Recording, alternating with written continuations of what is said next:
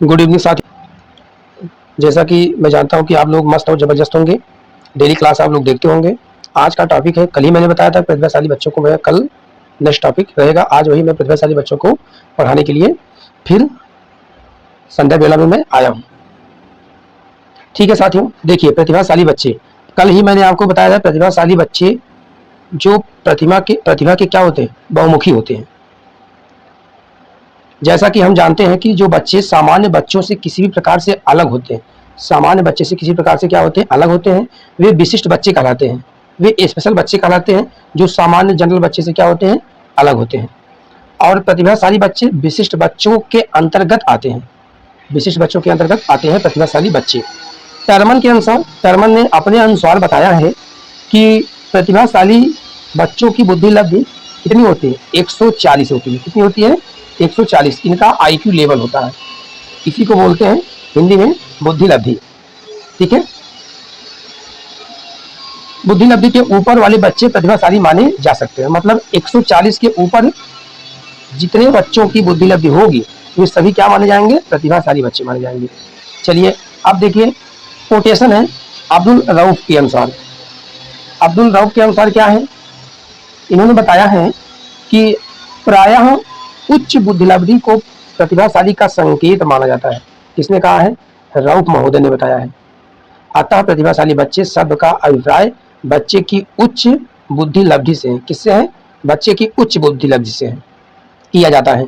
और यहीं पर काल्सनिक के अनुसार अगले महोदय आते हैं। काल्सनिक ने बताया है, क्या यह बहुत इंपॉर्टेंट है, काल्सनिक की परिभाषा अक्सर पेपर में पूछी जाती है, यह वेरी वेरी मोस्ट इंपॉर्टेंट है।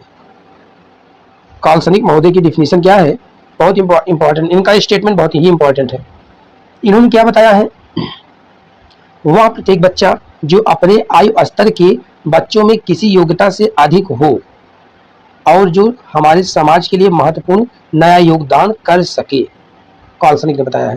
काल्सनिक ने यही बताया है कि प्रत्येक बच्चा अपने आयु स्तर के बच्चों में से किसी योग्यता में अधिक हो, किसी भी स्तर से क्या हो, वह अपने समान जो हमजोली के बच्चे हैं उस बच्चों की अपेक्षा में क्या हो, अधिक हो, जो उनसे उनके लिए एक नया महत्वपूर्ण योगदान कर सकता है। यही काल्सनिक महोदय ने बताया है। ठीक है, अगली डिफिनीशन प्रेम पसरीचा के अनुसार, बहुत ही इंपॉर्टेंट ये भी है। साथियों देखिए, इन्होंने बताया कि जो सामान्य बुद्धि से श्रेष्ठ प्रतीत हो या उन क्षेत्रों में जितना अधिक बुद्धि लब्धि से संबंधित होना जरूरी नहीं, अति विशिष्ट योग्यताएं रखता हो। क्या रखता हो, अति विशिष्ट योग्यताएं रखता हो। क्या किसका है, प्रेम पसरीचा के अनुसार है। और मुझे करना है प्रतिभाशाली बच्चों की पहचान। तो यह पहचान प्रतिभाशाली बच्चों की कैसे करेंगे, इसके बारे में जानिए। निम्न प्रविधियों का प्रयोग करके प्रतिभाशाली बच्चों की पहचान किया जाता है। मतलब अनेक प्रकार के जो अप्रोच हैं, उन अप्रोचों का प्रयोग करके बच्चों की पहचान की जा सके। कौन से बच्चे, प्रतिभाशाली बच्चे, कि या प्रतिभाशाली बच्चे हैं, कि सामान्य बच्चे हैं, कि विशिष्ट बच्चे हैं। अप्रोचेज के माध्यम से क्या करते हैं, पता कर लेते हैं, पहचान लेते हैं। उसमें से पहला है क्या, बुद्धि परीक्षण। पहला क्या है, बुद्धि परीक्षण। तो यह शाब्दिक अशाब्दिक दोनों प्रकारों का हो सकता है, बुद्धि परीक्षण या बुद्धि परीक्षाएं। ठीक है, पहले में बुद्धि परीक्षण या बुद्धि परीक्षाएं में। अगला पॉइंट है प्रवीणता। प्रवीणता परीक्षा, अध्यापक प्रवीणता परीक्षा के द्वारा बच्चों के समान एवं भविष्य की उन्नति के बारे में पता लगा सकते हैं। कौन पता लगा सकता है, अध्यापक बच्चों के समान एवं भविष्य के उन्नति के बारे में पता लगा सकते हैं। ठीक, तीसरा पॉइंट है क्या, संबंधित व्यक्तियों से एकल सूचना द्वारा, जिस व्यक्ति के बारे में, जिस बच्चे के बारे में जो संबंधित व्यक्ति हैं उससे क्या है, एकत्र सूचना के द्वारा, मतलब उसके बारे में कौन कौन सी सूचना उन्होंने क्या किया, एकत्र किया, इसके बारे में यह पहचान कर लेंगे कि यह बच्चा प्रतिभाशाली है कि नहीं है। उपलब्धि परीक्षण, उपलब्धि परीक्षण के माध्यम से। पांचवा है बच्चों के गुणों के आधार पर विशेषताएं। बच्चों के गुणों के आधार पर विशेषताएं, इसमें इसका सब क्लाज अल्फाबेटिकली में है। प्रतिभाशाली बच्चे सुगमता से याद कर लेते हैं। प्रतिभाशाली बच्चे किसी भी टॉपिक को, किसी भी दिए गए कंटेंट को वह एक ही दो बार में पढ़ कर उसको समझ लेते हैं और जान लेते हैं, उनको अच्छे से याद कर लेते हैं। ठीक, अगला है कि ये बच्चे रटने के बजाय समझने का प्रयास करते हैं। कौन से बच्चे? ये प्रतिभाशाली बच्चे। प्रतिभाशाली बच्चे क्या करते हैं? रटने के बजाय क्या करते हैं? समझने का प्रयास करते हैं। तीसरा है सी पॉइंट में, इनका शब्द भंडार विस्तृत होता है। किसका शब्द भंडार विस्तृत होता है? प्रतिभाशाली बच्चों का शब्द भंडार क्या होता है? विस्तृत होता है। एक कठिन कार्यों को सुगमता पूर्वक कर लेते हैं। कठिन से कठिन कोई भी वर्क हो, उस कठिन से कठिन कार्यों को क्या कर लेते हैं? सुगमता पूर्वक क्या करते हैं? कर लेते हैं। ठीक है, इनका चिंतन मौलिक होता है। प्रतिभाशाली बच्चों का चिंतन कैसा होता है? तो मौलिक होता है। इनकी ज्ञानेंद्रियों का विकास तीव्र गति से होता है। किसके? प्रतिभाशाली बच्चों की ज्ञानेंद्रियों का विकास बहुत तीव्र गति से होता है। ज्ञानेंद्रियां जैसे आंख, कान, नाक, त्वचा, जीभ, ये क्या है? ये पांचों ज्ञानेंद्रियां हैं। ठीक है, ये ज्ञानेंद्रियां बहुत ही तीव्र विकास करती है। ठीक है, आपको पांचों का नाम बताएं भी। क्या बताएं? आंख हो गया, उसके बाद में कान हो गया, उसके बाद में नाक हो गया, उसके बाद में क्या हो गया? त्वचा हो गई, उसके बाद में क्या हो गया? जीभ हो गया। यहाँ इन सब का विकास बहुत ही तेजी से होता है। ठीक है, ये अमूर्त चिंतन एवं अमूर्त विषयों में अधिक रुचि लेते हैं। प्रतिभाशाली बच्चे क्या होते हैं? अमूर्त चिंतन और अमूर्त विषयों में क्या करते हैं? अधिक रुचि लेते हैं। इनमें सृजनशीलता का गुण पाया जाता है। क्रिएटिविटी, सृजनशीलता का गुण इसमें क्या होता है? पाया जाता है। ठीक है,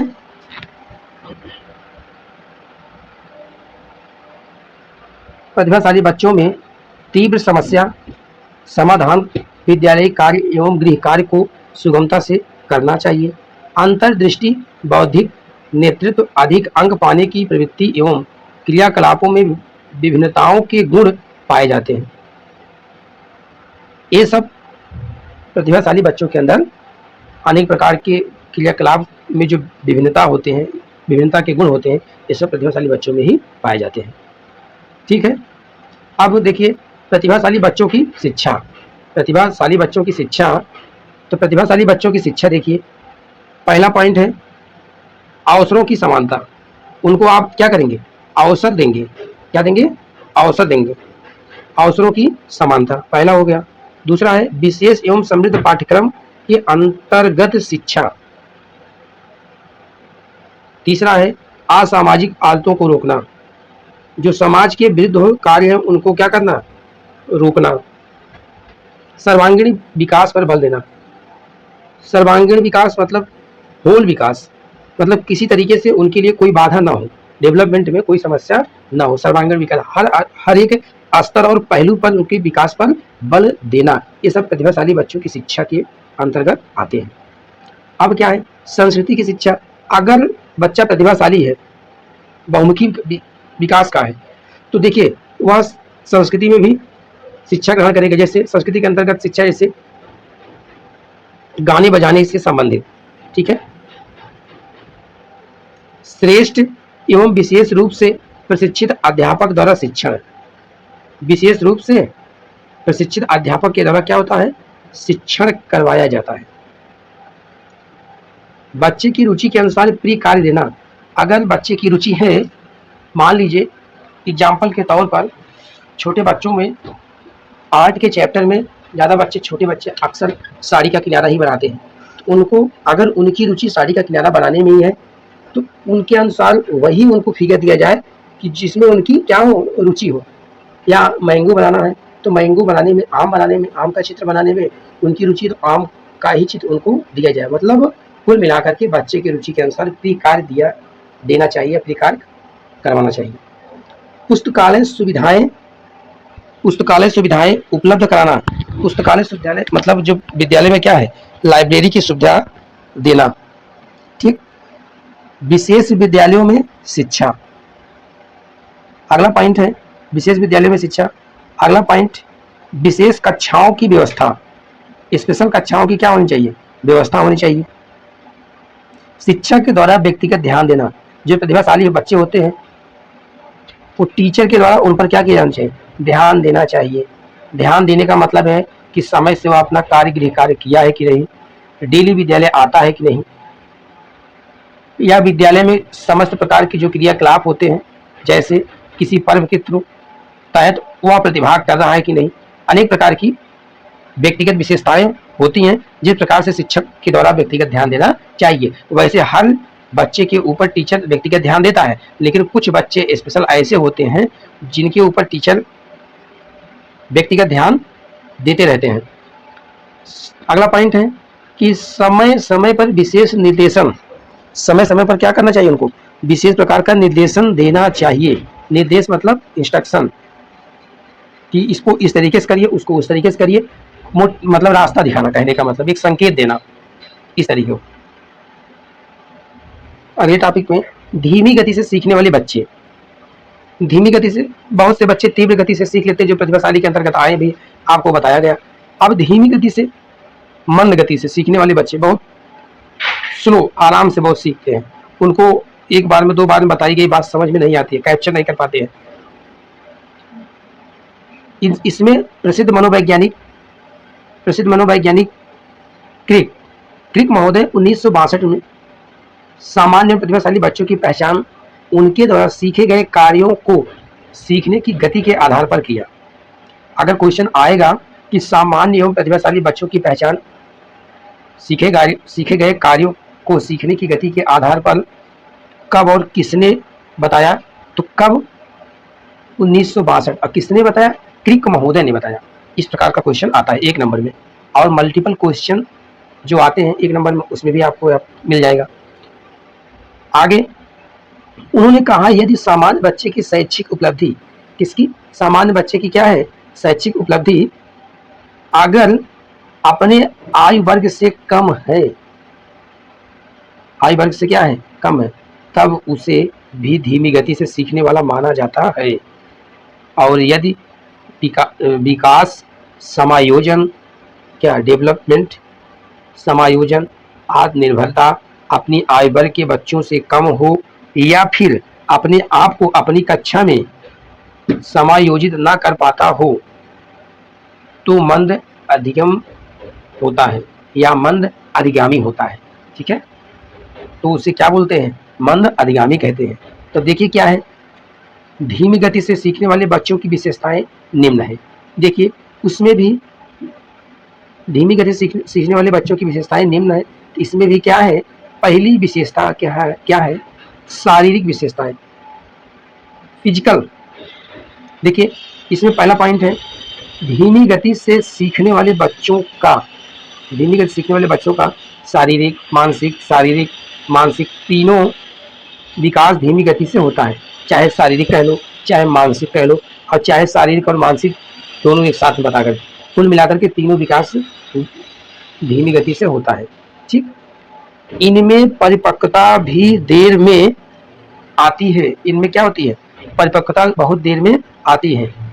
ठीक है, उसके बाद ये साफ कपड़े भी नहीं पहनते।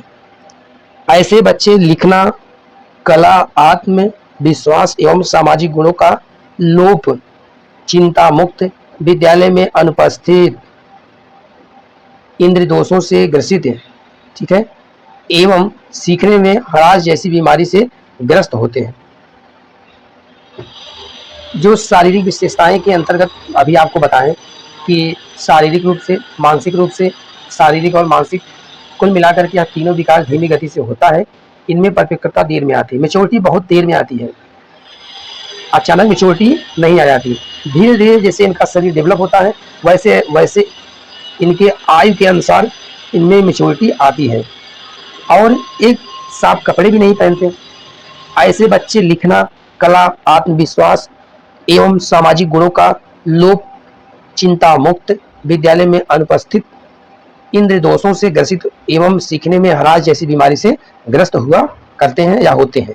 ठीक है, इस प्रकार की समस्याओं से यह बच्चे शारीरिक विशेषताओं के अंतर्गत पॉइंट में अवधारणा शक्ति का अभाव। अवधारणा शक्ति का क्या है, अभाव। ठीक है साथियों, अवधारणा शक्ति में अभाव।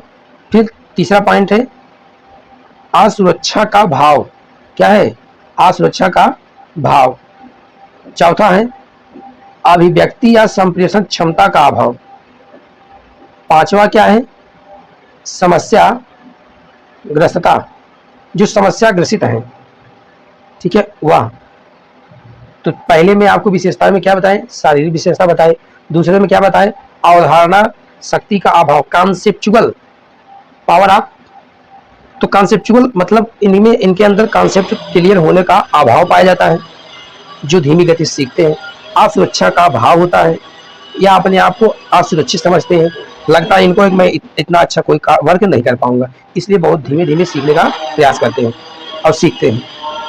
अभिव्यक्ति या संप्रेषण क्षमता का अभाव मतलब जो रिप्रेजेंट करते हैं। कुल मिलाकर के कहने का ये तात्पर्य है कि किसी के सामने वह अभिव्यक्ति अपना कम्युनिकेशन कितना अच्छा कर ले जाए, यह इनके में बहुत ही कम पाया जाता है, इसलिए कहा जाता है कि अभिव्यक्ति या संप्रेषण क्षमता का अभाव होता है।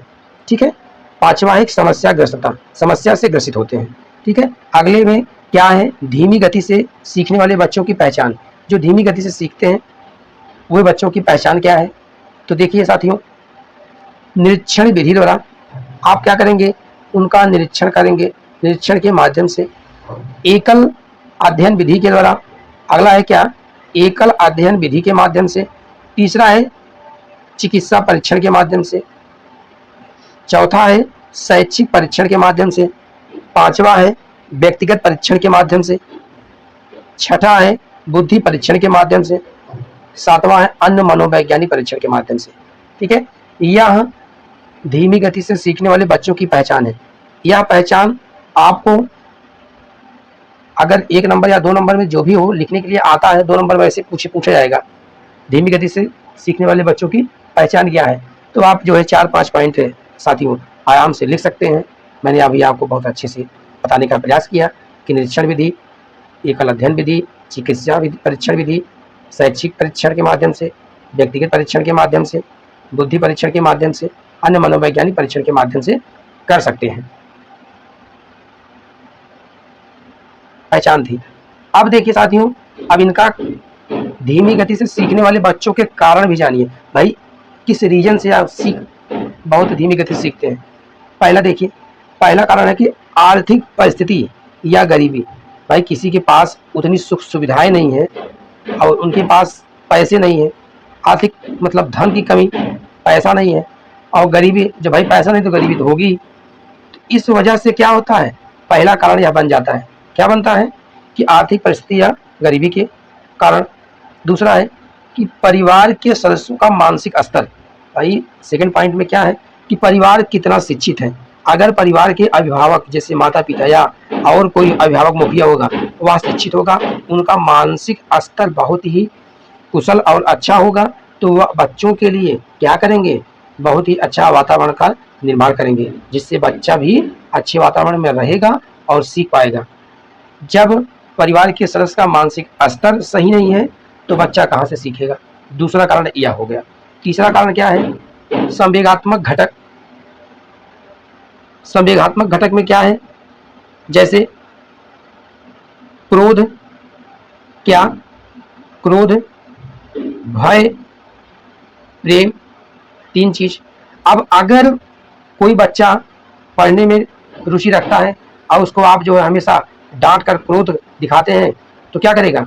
बहुत भयभीत हो जाएगा। कुछ करने के लिए अगर सोचता है तब भी नहीं कर पाएगा वो। यह भी एक कंपोनेंट है। क्रोध के बाद में भय और उसके बाद में प्रेम। अगर किसी बच्चे को बहुत ज्यादा आप प्रेम प्यार दुलार दीजिए तब भी बच्चा क्या होता है? पढ़ नहीं पाता है। व्यक्तिगत घटक, किसी का इंडिविजुअल पर्सनल समस्याएं होती है। ठीक है। तो यह धीमी गति से सीखते हैं बच्चे। ठीक है साथियों,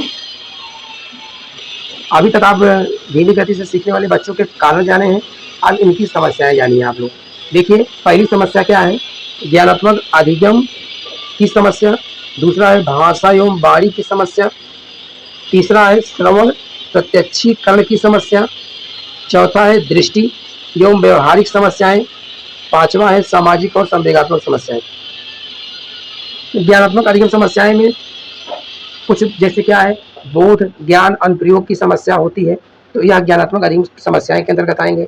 भाषा एवं वाणी की समस्याएं, उनको बोलने में किसी प्रकार की समस्या हो रही है, तो जैसे किसी शब्द को क्या करते हैं, टुटला कर बोलते हैं, बहुत अस्पष्ट क्लियर नहीं बोल पाते हैं, इस प्रकार की समस्या भाषा एवं वाणी की समस्या के अंतर्गत आएंगी। श्रवण प्रत्यक्षीकरण की समस्याएं, सुनने में उनको समस्या अगर स्पष्ट नहीं हो पाती है तो तभी उनके लिए क्या है, यह समस्या का कारण बन जाती है।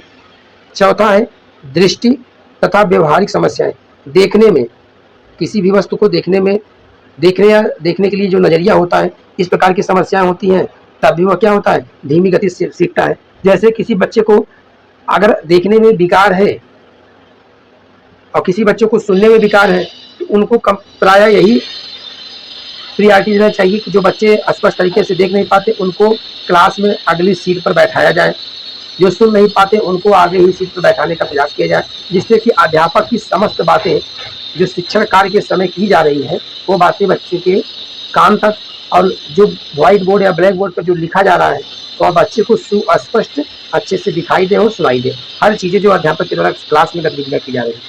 यहाँ भी एक समस्या होती है। सामाजिक एवं संवेगात्मक समस्याएं, पांचवा पॉइंट है। इसी तरीके से साथियों अब देखिए, धीमी गति से सीखने वाले बच्चों की शिक्षा, देखिए धीमी गति से सीखने वाले बच्चों की शिक्षा, पाठ्यक्रम का लचीलापन, क्या धीमी गति से सीखने वाले बच्चों की शिक्षा में क्या है, पाठ्यक्रम का लचीलापन, फ्लेक्सिबिलिटी, सिलेबस ऑफ फ्लेक्सिबिलिटी। पहला क्या है, syllabus of flexibility. Syllabus of flexibility में अगर बच्चे का पाठ्यक्रम बहुत सही रहेगा, कठिन नहीं रहेगा, उसके लेवल के अनुसार रहेगा, तो बच्चों में किसी प्रकार की कठिनाई नहीं होगी सीखने के लिए।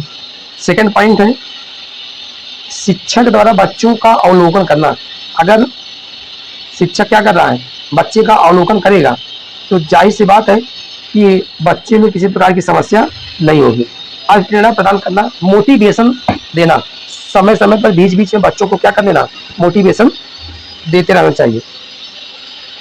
तीसरा हो गया। चौथा क्या है, अधिगम के लिए तत्पर करना, सीखने के लिए बच्चों को तत्पर करना, तैयार करना, बाध्य करना नहीं, सिर्फ उनको क्या करना, तैयार करना कि नहीं इस तरीके से पढ़ेंगे, एक्टिविटी के माध्यम से क्रियात्मक तरीके से पढ़ाया जाएगा, बताया जाएगा, तो बच्चे क्या कर देंगे, बहुत ही अच्छे से सीखने का प्रयास करेंगे। ठीक है, क्रियात्मक विधियों का प्रयोग करके, वही मैं आपको बताया क्या कि एक्टिविटी के माध्यम से क्रियात्मक विधियों का क्या करना, प्रयोग करके प्रगति आलेख तैयार व्यवस्था। प्रगति क्या है, आलेख तैयार व्यवस्था, रिपोर्ट कार्ड के माध्यम से, व्यवस्थाओं के माध्यम से क्या करना, सीखने वाले बच्चों की शिक्षा में एक अच्छा अवसर प्रदान करती है। अभिक्रमित अनुदेशन ऑडियो बना करके, ठीक है, अभिक्रमित अनुदेशन ऑडियो बनवा करके। ठीक है, अब देखिए साथियों, गिलफोर्ड का टेंसले का सुझाव, गिलफोर्ड और टेंसले बहुत अच्छा सुझाव दिए हैं धीमी गति से सीखने वाले बच्चों के लिए। देखिए इसमें छोटी कक्षा की व्यवस्था, अगर सेक्शनल वाइज कक्षा रहेगी तो बच्चों को सीखने में बहुत ही आसानी होगी। इसीलिए देखिए क्लास में अधिकतर 30 या 40 बच्चों का क्या करवाया जाता है, सेक्शन अलग किया जाता है। सेक्शन ए, बी, सी, इस प्रकार के सेक्शन रहेंगे तो बच्चों को किसी प्रकार की समस्या नहीं होगी, न तो अध्यापक को होगी। ठीक है, बच्चों को हर संभव स्वतंत्रता देनी चाहिए। किसी बच्चों को आप जो है हमेशा प्रयास यही करिए कि उसको क्या दें, स्वतंत्रता, खुली छूट दे दें। खुली छूट का मतलब ये नहीं है कि आप पूरा कहीं भी कुछ भी करो, खुली छूट का मतलब है एक मर्यादित ढंग से उनको क्या किया जाए, छूट देनी चाहिए। कहानी नाटक का प्रयोग करके, कहानी के माध्यम से, नाटक रंगमंचन के माध्यम से क्लास में 2-3-4 बच्चे को खड़े करके किसी भी चैप्टर को या किसी भी टॉपिक, किसी कविता को पढ़ा रहे हैं तो उनको क्या करिए, एक कहानी या नाटक का प्रयोग करके उनको आप बताएंगे, तो इसके माध्यम से बच्चा क्या करेगा, सीख जाएगा। माता पिता का सहयोग, बच्चे के शिक्षा में माता पिता का बहुत ही अहम सहयोग होना चाहिए। टीचर कितना भी पढ़ा ले, जब बच्चे के माता पिता ही सहयोग न कर रहे हैं घर पर कि बच्चा जो गृह कार्य विद्यालय में दिया गया है वह पूरा किया है कि नहीं पूरा किया है, उनको देखना चाहिए, पूरा करवाना चाहिए, बस इतने करना चाहिए। सहयोग का मतलब यह हुआ। अगला पॉइंट है, असफल होने पर भी प्रवेश देना चाहिए। अगर कोई बच्चा क्या हो गया, असफल हो गया मतलब फेल हो गया, तब भी उनको क्या करना चाहिए, प्रवेश देना चाहिए। पाठ्य वस्तु को छोटे छोटे खंडों में बांटना चाहिए। जो हमारा सिलेबस है उसको छोटे छोटे टॉपिक या खंडों में क्या करना चाहिए, बांटना चाहिए। जब छोटे छोटे खंडों, छोटे छोटे टॉपिक में बांट कर बताएंगे पार्शियल तरीके से, तो बच्चा बर्डन महसूस नहीं करेगा, आराम से वह सीख ले जाएगा। पिछले का सुझाव बहुत ही अच्छा है बच्चों के लिए जो धीमी गति से सीखते हैं। धन्यवाद साथियों, आप लोग पढ़ते रहिए और अपने साथियों को जरूर से जरूर लाइक शेयर सब्सक्राइब कराइए। आपको एक व्यवस्थित ढंग से पूरा नोट्स तैयार कराया जा रहा है। ऐसे ही और सब्जेक्ट का नोट्स तैयार करवाएंगे। आपका साइंस और मैथ और भी जितने सब्जेक्ट चलते हैं, और यही सेमेस्टर की नहीं, सभी सेमेस्टर की कक्षाएं आपको निःशुल्क दी जाएंगी इस चैनल से। तो आप लोग ज़्यादा से ज़्यादा सभी साथियों तक शेयर कीजिए। और अभी समयाभाव की वजह से सभी कक्षाएं आपकी समय पर नहीं दी जा रही हैं, क्योंकि समयाभाव है। साथियों, समय मिलते ही आप लोगों तक सभी कक्षाएं पहुंचाई जाएंगी हमारे इस चैनल के माध्यम से। ठीक है साथियों, आप लोग ज़्यादा से ज़्यादा जुड़िए और अपने दोस्तों को जोड़िए। बहुत बहुत धन्यवाद साथियों, आप लोग शुभ रात्रि, जय हिंद साथियों।